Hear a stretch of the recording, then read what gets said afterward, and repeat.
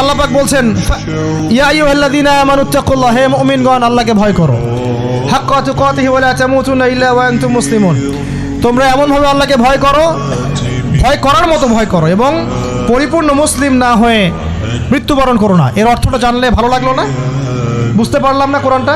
আল্লাহ বলছেন ওয়াদারু মা বাকিয়া মিনা রিবা, সুদের অবশিষ্ট অংশ ছেড়ে দাও। ওয়া ইল্লাম তাফআলু ফাআযানু বিহারবিন মিনাল্লাহি ওয়া রাসূলিহি, যদি না করো আল্লাহ এবং রাসূলের সাথে যুদ্ধের ঘোষণা শুনে রাখো। অর্থ জানলে হেদায়েত পাওয়া যায় না? অতএব অর্থটা জানার চেষ্টা করেন। আল্লাহ পাক তৌফিক এনায়েত করুন।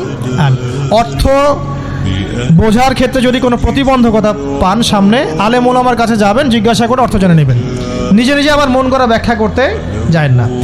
কোরআন বুঝতে গেলে হাদিস লাগবে, হাদিসগুলো পড়তে হবে। হাদিসের কিছু বই কিনবেন, রিয়াদুস সালেহিন, ফয়জুল কালাম, এই যে আপনারা পড়েন, মুনতাখাব হাদিস পড়েন, ঠিক আছে, বুলুগুল মারাম মিন আদিল্লাতিল আহকাম, মিশকাতুল মাসাহাব, এই বইগুলো বাসায় রাখবেন।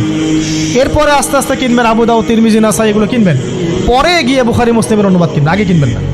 এগুলো কঠিন হাদিস, এগুলো আগে পড়লে আপনি মাথাটা আপনার কিন্তু ঘুরতে থাকবে। তো আগে কি ক্লাস 8-এ পড়বেন না আগে এইচএসএ দিবেন? আগে ক্লাস 7-8 পার করে যান, তারপর ওদিকে যান। আল্লাহ বোঝার তৌফিক দান করুন। প্রিয় ভাইরা, ইলম অর্জন করতে হবে।